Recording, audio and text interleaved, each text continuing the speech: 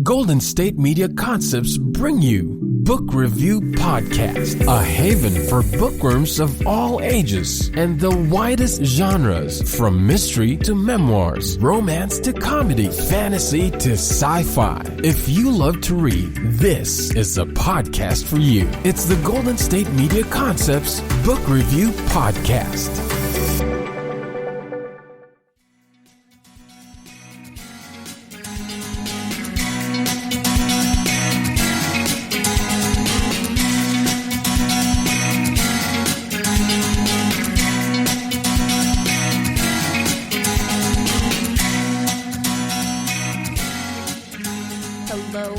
Welcome to the GSMC Book Review Podcast, brought to you, as always, by the GSMC Podcast Network.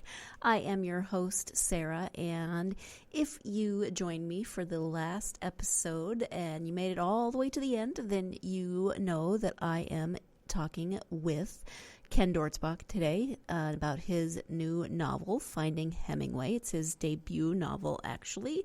Not the first novel that he's written, as it turns out, and he'll talk about that more in the interview. But this book, as I said, is called Finding Hemingway, and there's a lot of... You know what? Let me just start with the description on the back, okay? My phone rang.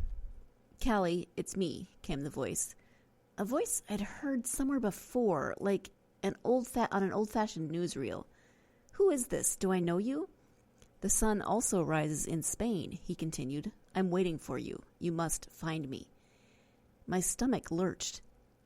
"Hemingway? Mr. Ernest Hemingway?" I asked cautiously. "Yes, that's correct." "The Pulitzer Prize winner? The Nobel Prize author?" "Correct again. Well done," he said. "The deceased Ernest Hemingway?" "Death is but a small detail, Callie. Pay it no mind." So began the journey of Callie McCraw, a hyper-focused, overachieving New York City lawyer with an ongoing passion for The Sun Also Rises. Being in between jobs, she began packing her bags for Spain's sun-kissed streets that same night. Starting in Barcelona, Callie embarks on a 6-month escapade of a lifetime, a whirlwind of Spanish food, wine, art, and dancing, with a revolving cast of new friends and lovers keeping her company in each new locale. Callie's next cocktail is never far away, but Hemingway knows her secrets, the demons that plague her deep down. With each mysterious call and each enigmatic clue, Hemingway challenges her to open herself to laughter, passion, and love. Ultimately, he defies Callie to face her nightmares and embrace life on her own terms. Okay, now if that doesn't intrigue you, I don't know what will. A lot happens in the very first little bit of this book. I mean, it just jumps right in there. First of all, we meet Callie, who has just lost her job. Callie then is, she's kind of doing the whole, I just lost my job, what am I going to do, wallowing thing. Totally understandable.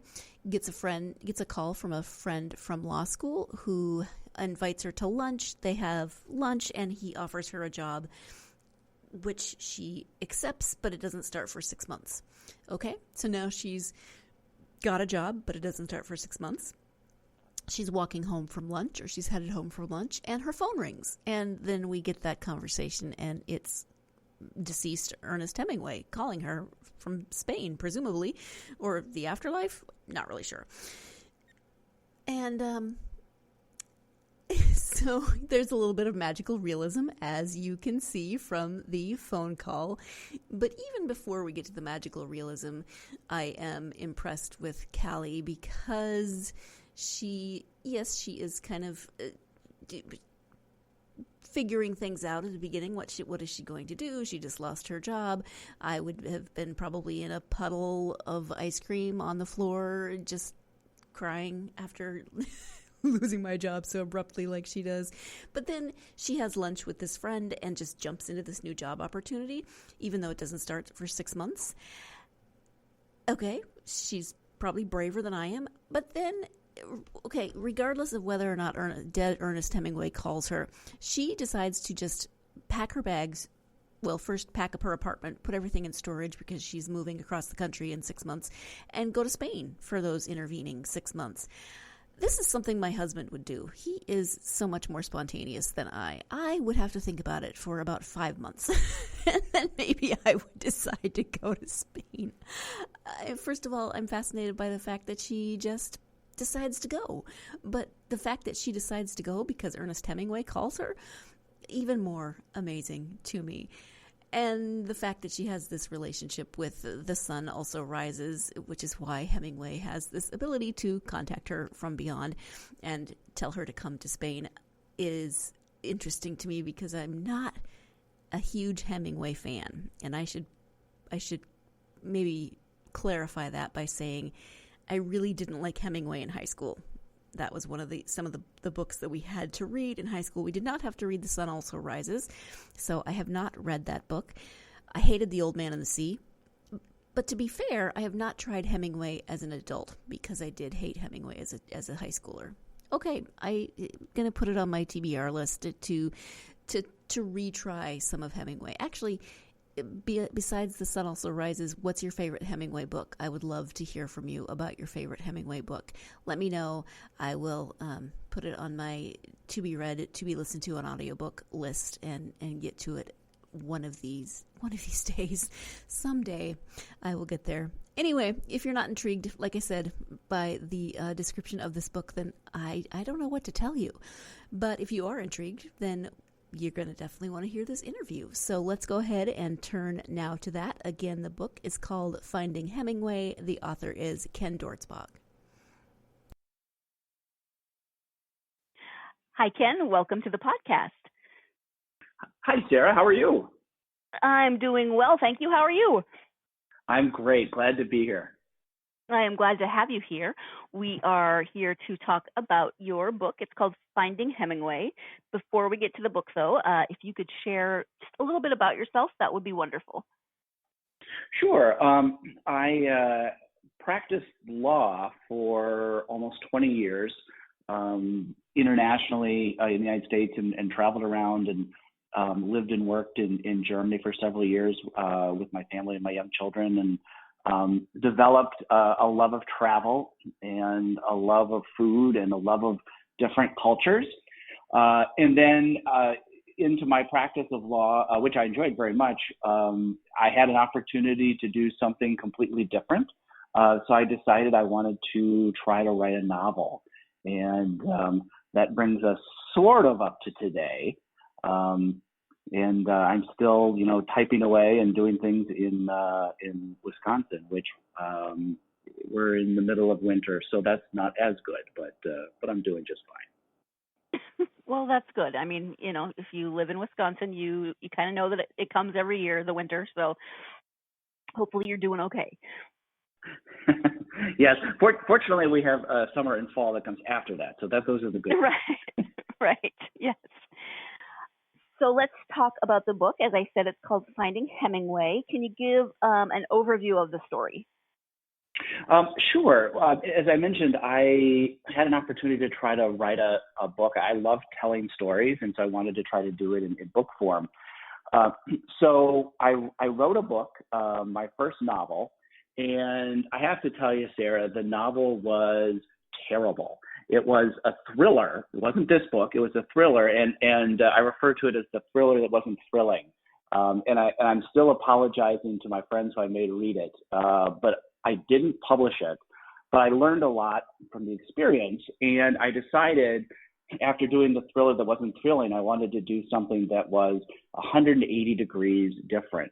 So I ended up writing a quirky, romantic comedy that's centered around female empowerment, and that is Finding Hemingway.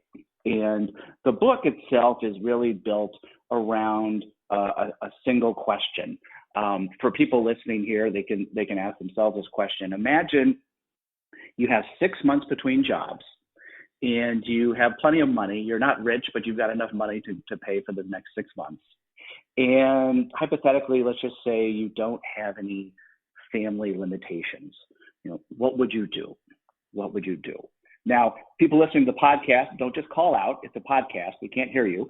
But think about the answer to yourself. And then that leads us into Finding Hemingway, which is a book that has some magical realism in it. Magical realism being sort of, what 99% of the story is real and it's like 1% fairy tale. And in this, the part of the unrealistic or fairy tale part is that Ernest Hemingway is a character in the book.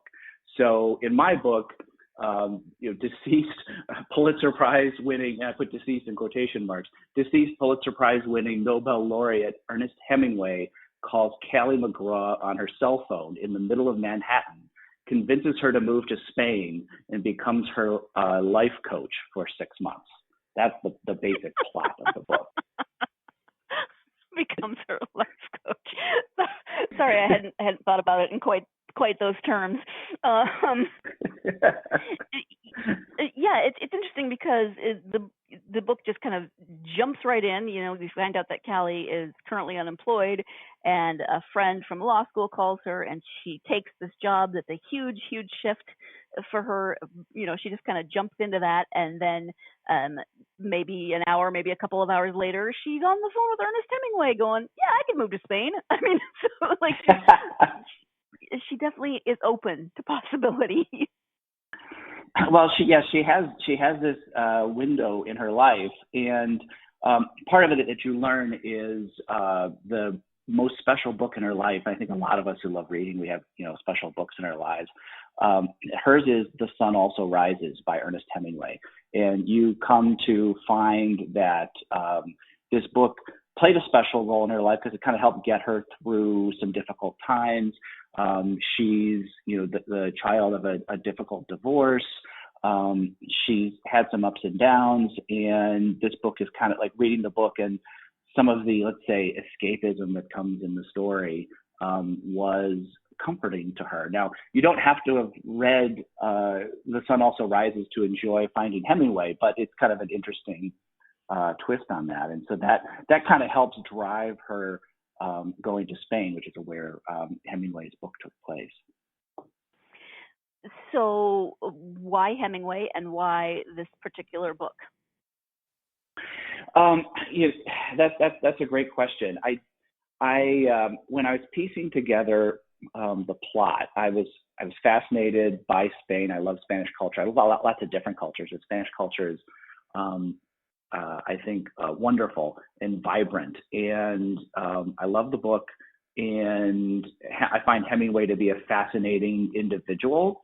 And so I started piecing this together. It's like, what if this happened and this, and what if Hemingway were alive and were a life coach, and it just kind of started to fall into place. And it took on a life of its own, and it's a little bit of escapist in its own right. And so it just kind of seemed to work. And it's interesting because when I wrote the book, I just written the thriller that wasn't thrilling, and I wrote this, and I just thought that it worked well with a female protagonist. I'm obviously not a woman, and I wasn't quite sure, what specific genre this would be in, and I, looked it up, and it says women's fiction, and it's like, okay, well, I'll go ahead and do that. We'll go through this, and but the story just felt right with a female protagonist. My wife kind of teased me that I was writing a chick book, but I told her it's not a chick book. It's a book about personal growth and development, where the main character just happens to be a woman. And it's not just a book for women. I mean, I think it's a book for people who love to read. It's a book for people who like, quirky romantic comedies. It's a book for people who have, I think, wrestled with challenges and overcome them. And I think it's a book for people who, have fallen in love or want to fall in love. Yeah, exactly. I mean, there's several different layers to the book. It's part travel log. It's part, a journey of discovery, etc. We're going to go ahead and take our first break of the podcast, but when we come back, we'll be talking a little bit more about Hemingway as a life coach and just how that might work and why it popped into Ken's brain as something that would be fun to write about. So stay tuned.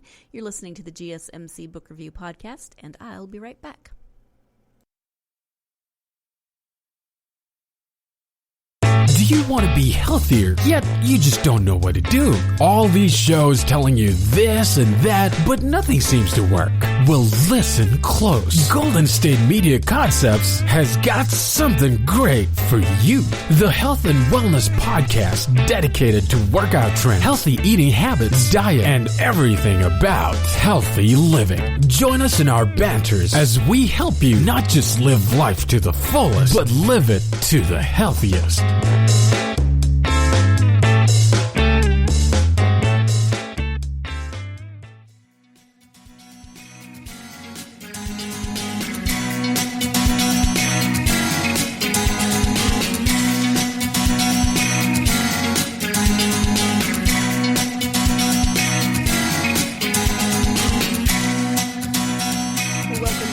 GSMC Book Review Podcast, where I am speaking with author Ken Dortzbach today about his new novel, Finding Hemingway.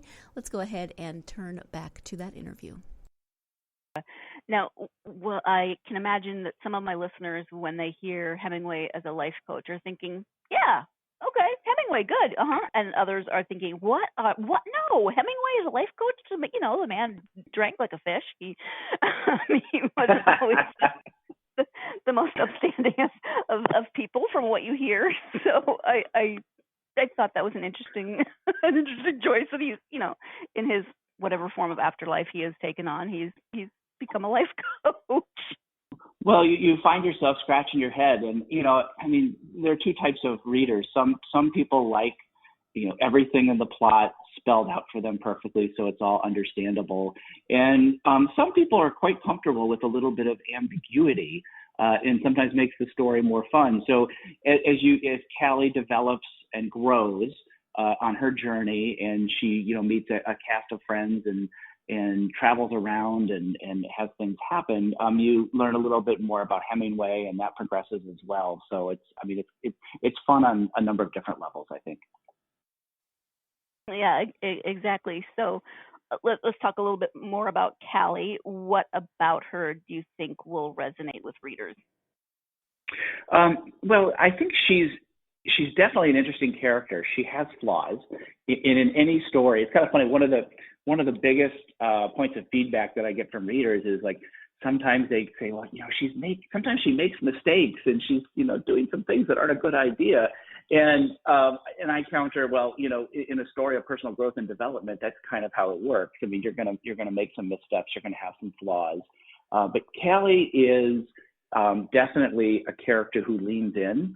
She's a strong character. In some books, you have characters where things happen to them and they endure things. But I think Callie is the type of character who makes choices, and she makes her own choices.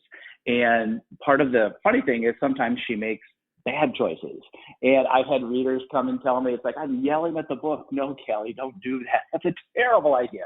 But she makes some bad choices, but she makes some good choices as well. And you see that progress, and it makes for, I think, an entertaining main character. But you also, the other characters, you get to know them as well. Some of her travel companions, because basically she's traveling around Spain, and you start to see that other people have flaws and weaknesses, and they sort of develop themselves as well. So I think people find most of the characters to be rewarding. I often wonder about people who find it upsetting when their main characters make poor choices, because I don't know that it would be that interesting of a book to read someone who's perfect and who never makes a wrong decision. I'd be like, okay, I'm a little bit bored with you now. Right. Well, I think part of it, hopefully the readers find her to be, believable and realistic. I mean, if you're watching or reading something about a superhero and they make a mistake, you kind of take that as with a grain of salt.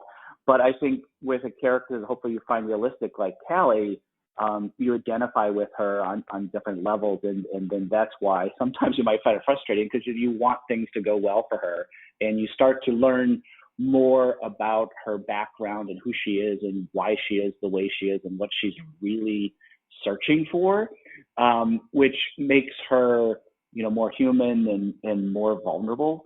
And at the same time that she's still, trying to be proactive and make decisions that she thinks are the right decisions. And, we all try to make decisions that we think are the right decisions, and sometimes they're not always that way. But I do think that Callie's the type of character you find yourself rooting for, which is fun. Yeah, and of course her choices and her decisions lead her, like they do all of us, lead her down a certain path. And of course, I'm not going to give away the ending of the book, but then everything kind of works out the way it does and culminates in that ending. So it's like life. Choices influence where our lives go. Absolutely, and some of it is luck and some of it isn't. But along the way, she experiences a lot of really fun things in Spain. I mean, it's kind of a celebration of Spanish culture.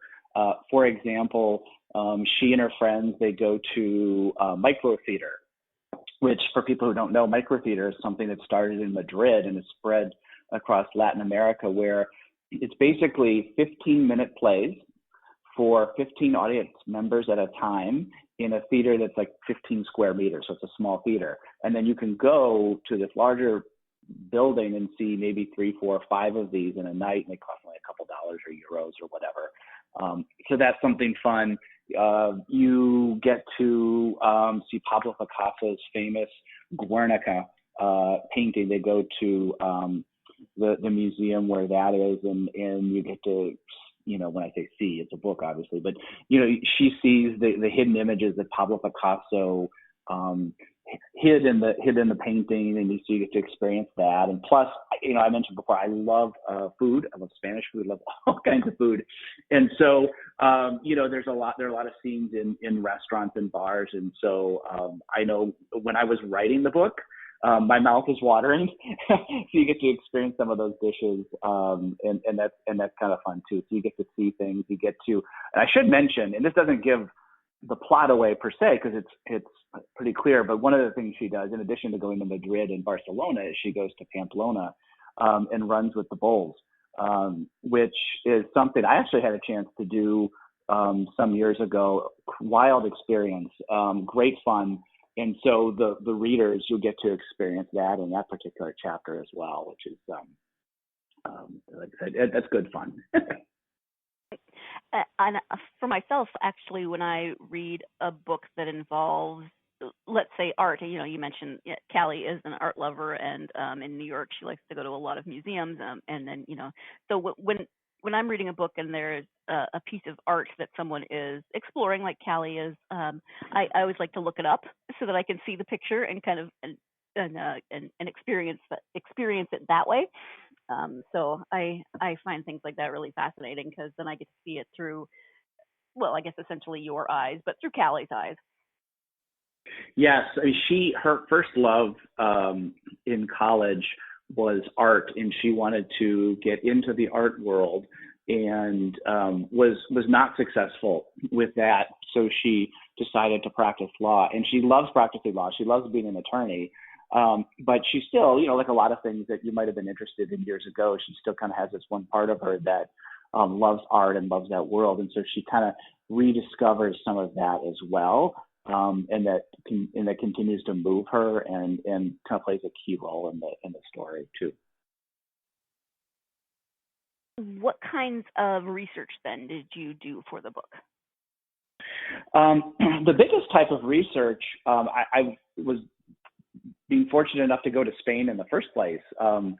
When I was working and also for just general travel, I was able to experience different cities in Spain and compare and contrast them. And as I mentioned, I love Spanish food. I mean, it's amazing. It's becoming much more prominent now, Spanish cuisine. So part of it is weaving in things I experienced and sensed and things like that. I mean, the story itself is not autobiographical in any way, and there's nobody I know in the story. But there are things that I experienced or saw or could twist a little bit from other trips to places that weren't Spain and just kind of adapt them to the story. So it's just like weaving things in that I had seen before, so I had firsthand knowledge or firsthand experience, but hopefully doing it in a way that is interesting to the reader and helps make the story more believable and more alive for them. This is slightly off topic. Well, it's a little tangent. Yeah, I can't talk. It's slightly off topic. But, I love tangents. Good. Tangential, that's the word I was trying to say. Yeah, right. How old were your children when you were living abroad? They were in elementary school. Oh, fun. Okay. So, I mean, traveling is one thing, as an adult, but then traveling with children, I think, is another experience. So how was it at times to travel with your children and kind of see different places through their eyes, as well as probably seeing things for yourself for the first time? Sarah, it was insane. Traveling with small children in the United States is one thing, but doing it overseas, it was a wonderful experience, and it actually was not all that big a deal. And even living overseas as an expatriate, like Callie does for 6 months in Finding Hemingway, it's a wonderful experience. And one thing I would say to people, there are a lot of things that seem complicated, like moving overseas for a while. But if you ever have a chance to do it, don't think about it. Just do it. If you think too much, you might not go. But we picked up with small children, which seemed crazy at the time. But then you settle in, and you find your way. And it actually was kind of neat. They have playgrounds in Europe, obviously, and all kinds of things like that. And so you do get to, as you said, see it through their eyes a little bit. They young kids sort of appreciate that it's something different, but not fully. And it's interesting because now, that was some years ago, so they've grown up quite a bit more. They reflect upon the experiences. They remember them, somewhat accurately, but it leaves an impression upon them that stays with them for the rest of their life. And that's been kind of special. Yeah, I think once you're in Europe, travel is a lot easier than probably most people anticipate. But then you throw in a couple of kids and everything's a little more complicated. So yeah, just about everything is more complicated with a couple of kids. Yes. Probably an understatement that everything is a little more difficult with a couple of kids. I'm sure that we all could throw in some stories, even for those of us who don't have kids, but who have nieces and nephews, or who have worked with children in a variety of capacities. I've worked with preschoolers, and it's so much interest. It's very interesting to try to have a conversation about anything with them because they're so random and insightful at times. But it is time for another break. When we come back, we will be talking about autobiographical elements that may or may not be present in the novel. So stay tuned. You're listening to the GSMC Book Review Podcast, and I'll be right back. Tired of searching the vast jungle of podcasts? Now listen close and hear this out. There's a podcast network that covers just about everything that you've been searching. Hey! The Golden State Media Concepts Podcast Network is here. Nothing less than a podcast bliss with endless hours of podcast coverage. From news, sports, music, fashion, cooking, entertainment, fantasy, football, and so much more. So stop lurking around and go straight out to the Golden State Media Concepts Podcast Network. Guaranteed to fill that podcast itch. Whatever it may be. Visit us at www.gsmcpodcast.com. Follow us on Facebook and Twitter, and download us on iTunes, SoundCloud, and Google Play.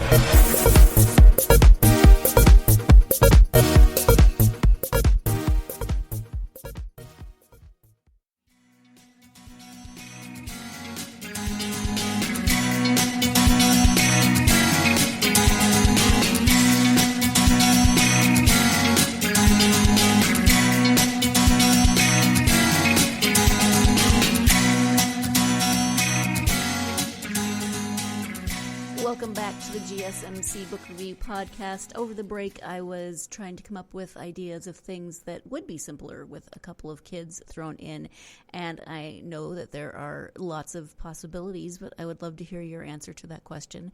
Hit me up on social media. Tell me what things for you are easier with a couple of kids thrown in. But in the meantime, let's go ahead and return now to the interview with Ken. You mentioned that it's not autobiographical, but I usually ask about autobiographical elements, and I like what's written in your about the author blurb in the book. It's that Ken likes to pretend he can cook like Claudio and is keenly aware he dances like Trevor. Leftovers in his fridge are nothing like Jean-Francois's, although he did run with the bulls in Pamplona like Callie. He does not bake fresh bread, but he does have 2 kittens along with 2 grown children. I liked how you sort of incorporated the book into or whoever wrote it incorporated the book into your author bio. Yes, well, that is all me, and in fact, I'm sitting here, and one of the kittens is sleeping about 2 feet away from me right now. So I do have 2 black kittens.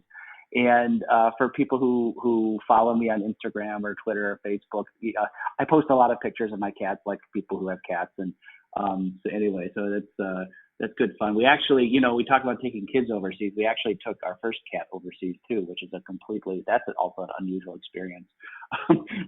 But anyway,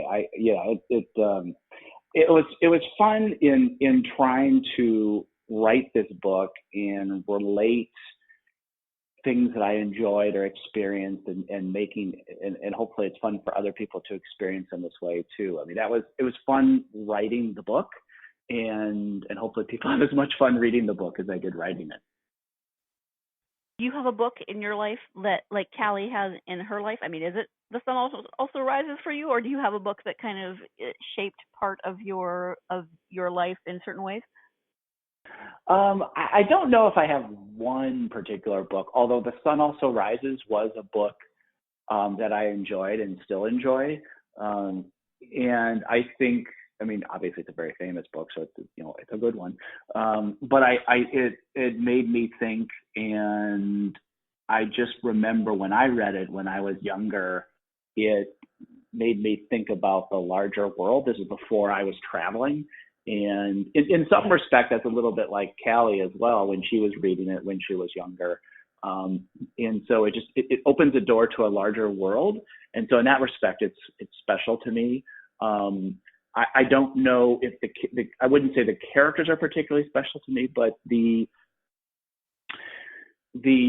point of view, I would say, I found interesting, and it was somewhat and I loved watching the characters interact in that book, and so I wanted to create a similar enjoyment for the reader of this book, just so that hopefully they enjoy watching Callie and Trevor and Claudio and the other characters interact as well. This is your first novel, although I will say that I think you should. I feel like you should try to publish The Thriller That's Not Thrilling as The Thriller That's Not Thrilling, because I think that's a fabulous title. Tweak it a little bit and make it a satire. I might have to do that. Because if they read it, people be like, they would seriously, really? Make people wonder, why? Wait, what? Yeah, right. Exactly. But, are you working on something new now? Well, this doesn't give away anything in the plot of Finding Hemingway, but it does lend itself to a sequel. So I'm taking a look at that right now, and I think that's kind of where I'm heading.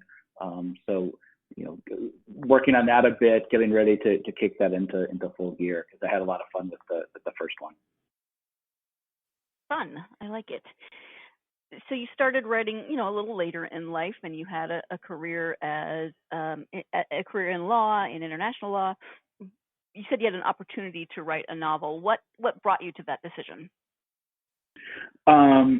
Well, I love telling stories, and my wife, she got a wonderful promotion, and our kids are getting older, and we just needed to turn our attention to different things. So I was able to help out with that more, and then get to tell stories, which, you don't get many opportunities like that. And so I jumped in with both feet. And again, with the thriller that wasn't thrilling, I hit the bottom of the pool, but I jumped back in again with this one. So I would recommend that any aspiring authors, don't quit, keep at it. You never know what's going to happen, and it can be quite a process, but definitely to stay with it. You mentioned your wife, and it reminded me of a question that I also wanted to ask. So, you are a male author with a female protagonist. What did your wife think of Callie? Were there any moments when she kind of looked at you, gave you the side eye, or how did that process go? Well, she did laugh, because the first time I told her about it, what the plot was, she's like, "Really? This is the story you're telling?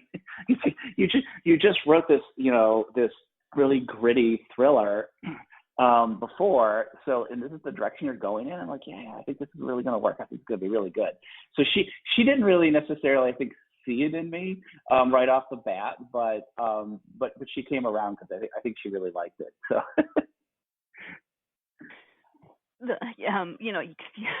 There are all sorts of threads on social media where male authors are writing female characters just really, really badly, and I was very happy to see that there were none of those like oh my gosh moments in the book. So thank you. Well, that's great. That's great to hear. I do think some authors, regardless of the genre or whatever, are trying to tell you something or want to tell you something. And with Finding Hemingway, first and foremost, I just wanted to tell a really good story.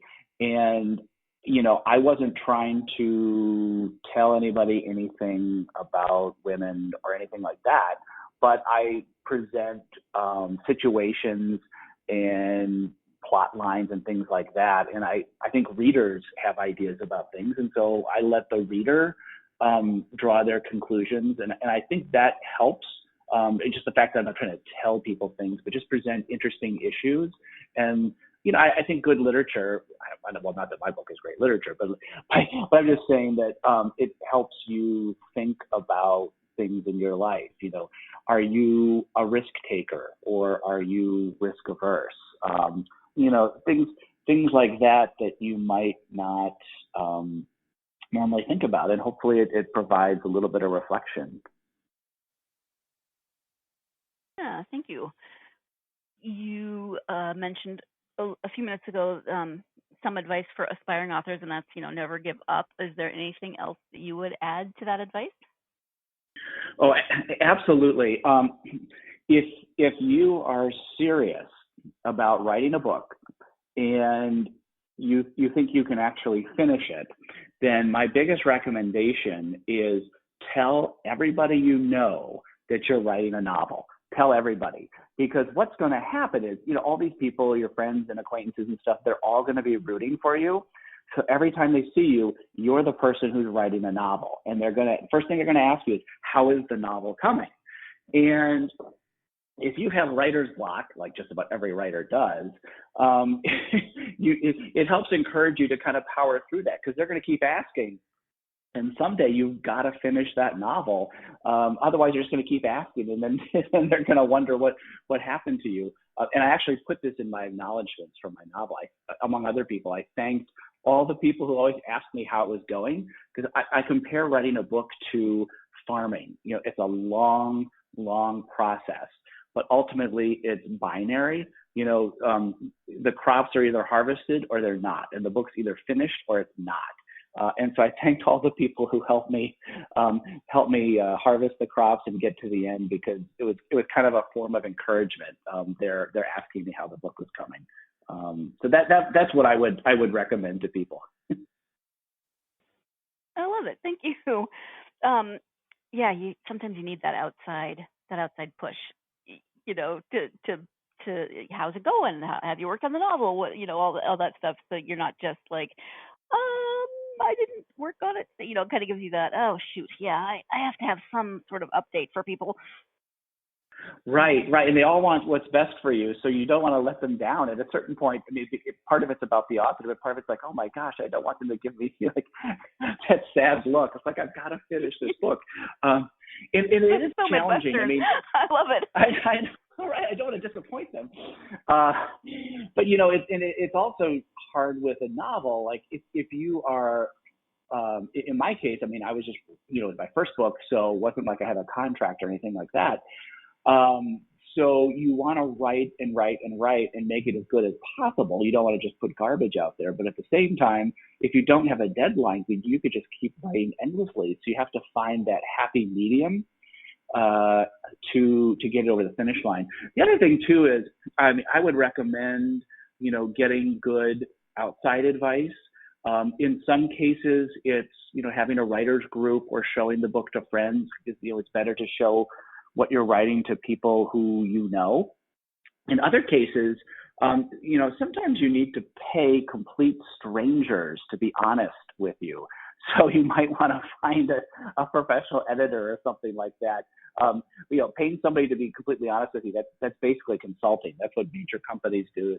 Anyone who's a consultant, this. And so you kind of have to find out what's best for you. Is it better for people who are in your circle of friends, or is it better to get a complete outsider? And I wrote the book. I took it as far as I could, and then I got some help from a wonderful editor, Erica DeSimone out in Brooklyn, New York, and she challenged me to take the story farther and stretch some things, and gave me great commentary, which really helped take the book to the next level. So I would recommend getting outside opinions too. That's really helpful. A lot of people think they can just edit their own books, but that's really what we call a second draft. And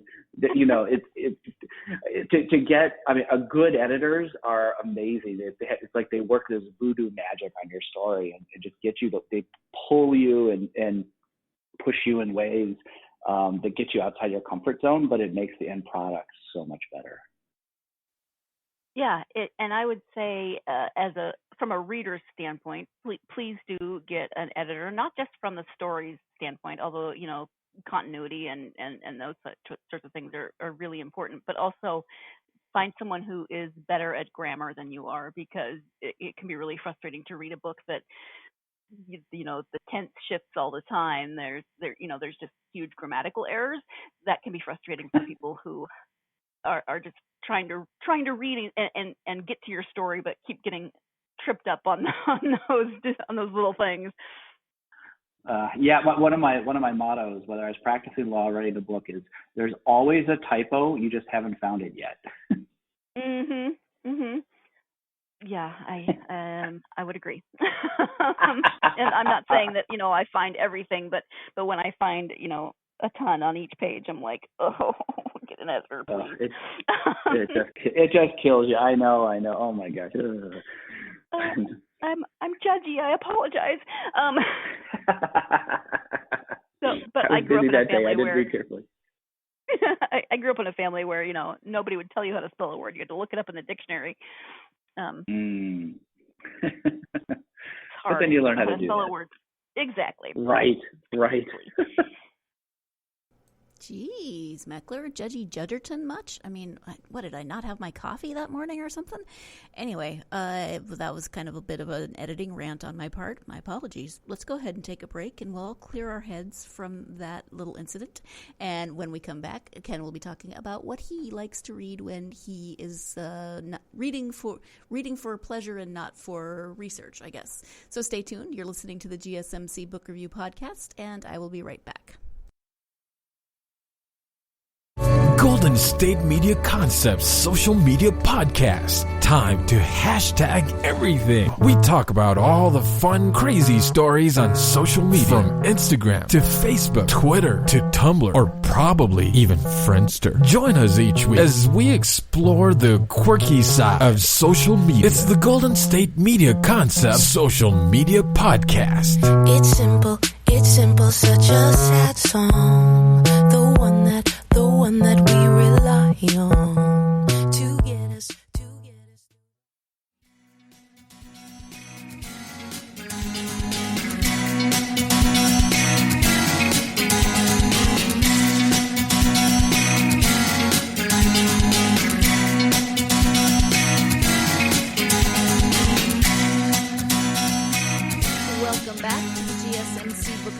podcast and the conclusion of my interview with author Ken Dortzbach.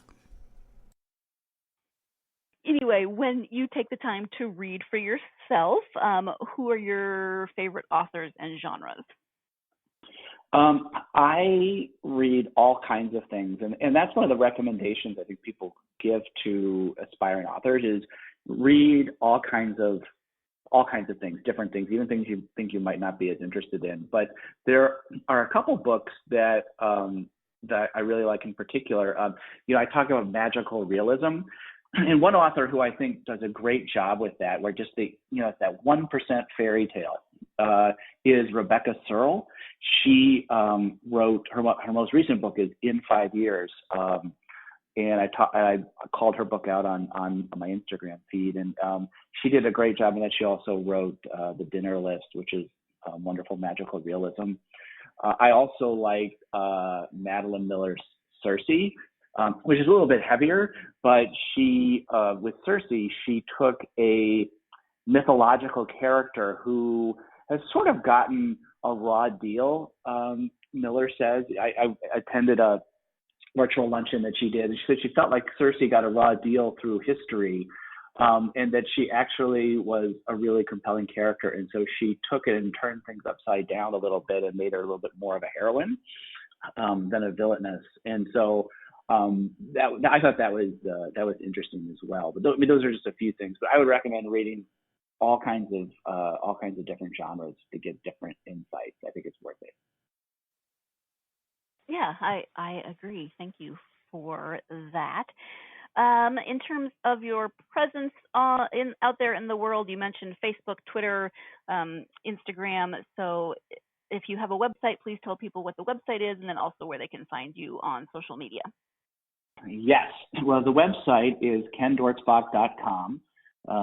And so I've got all kinds of interesting things on that. I've got first of all, we did a 45-second video trailer for the book, which was really fun to make. So you can either go to the website, kendortzbach.com, and click through and see it there, or you can just go to YouTube and type in Finding Hemingway. But that's kind of fun, and it kind of sets the scene for the book.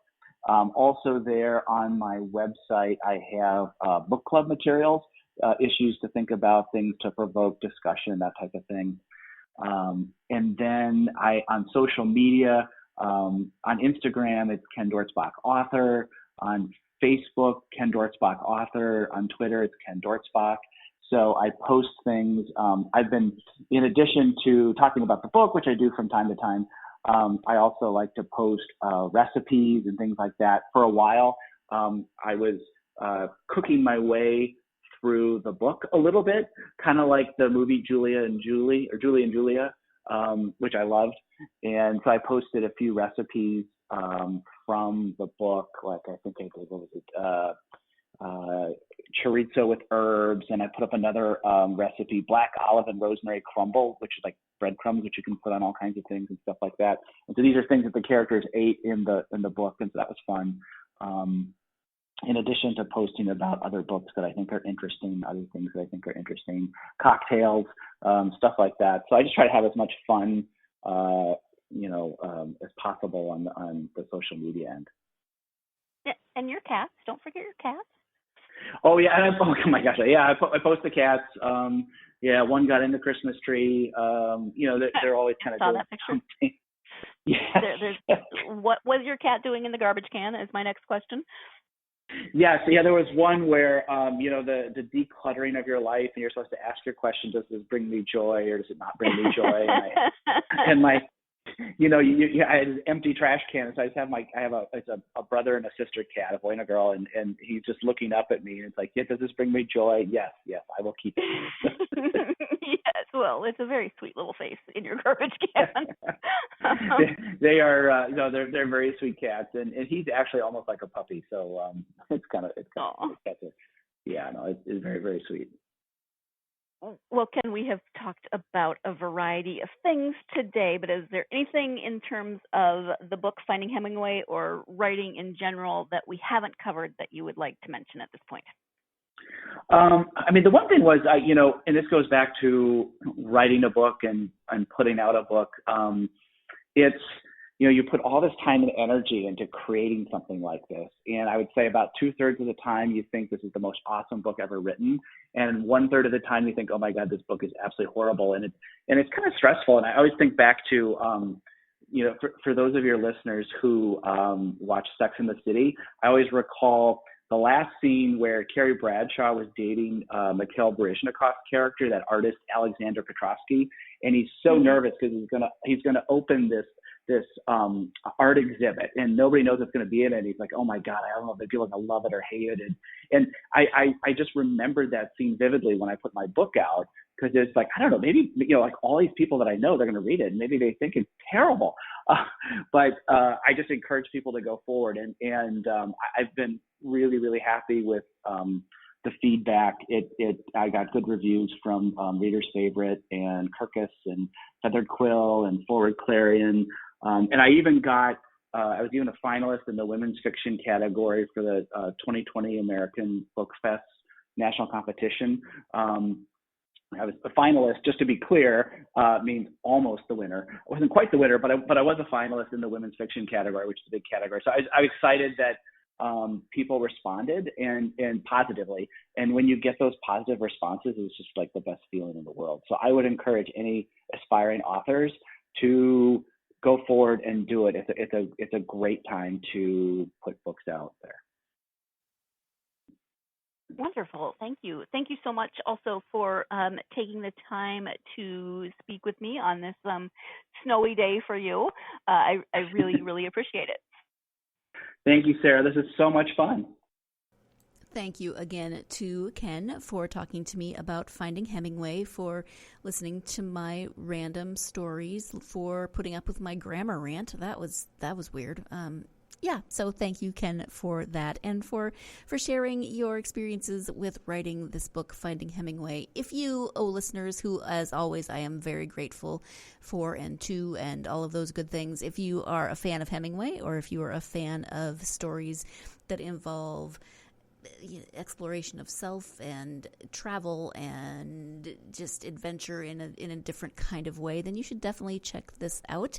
And maybe you're just intrigued by Hemingway as a life coach. Maybe you're intrigued by the concept of any dead author as a life coach. Actually, that's a great idea. Tell me, that's another thing you can tell me on social media or in the comments. Who would you choose as your deceased author life coach of choice? My first thought would be Jane Austen, but I can't. She'd give me a lot of advice on marriage and things like that. And social etiquette, though. I could probably use some social etiquette rules. Anyway, hit me up with who your favorite deceased author life coach choice would be. I would love to hear those answers.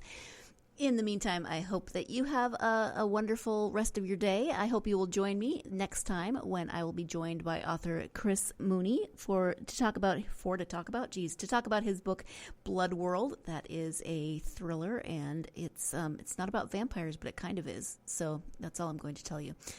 No, it's not about vampires, but it kind of is. So join me for that. That's author Chris Mooney and his new novel, Blood World. In the meantime, have yourself a great rest of your day, and I hope that you find plenty of time between now and the next episode to get yourself lost in a good book. Thanks. You've been listening to the Golden State Media Concepts Book Review Podcast, part of the Golden State Media Concepts Podcast Network. You can find this show and others like it at www.gsmcpodcast.com. Download our podcast on iTunes, Stitcher, SoundCloud, and Google Play. Just type in GSMC to find all the shows from the Golden State Media Concepts Podcast Network, from movies to music, from sports to entertainment, and even weird news. You can also follow us on Twitter and on Facebook. Thank you, and we hope you have enjoyed today's program.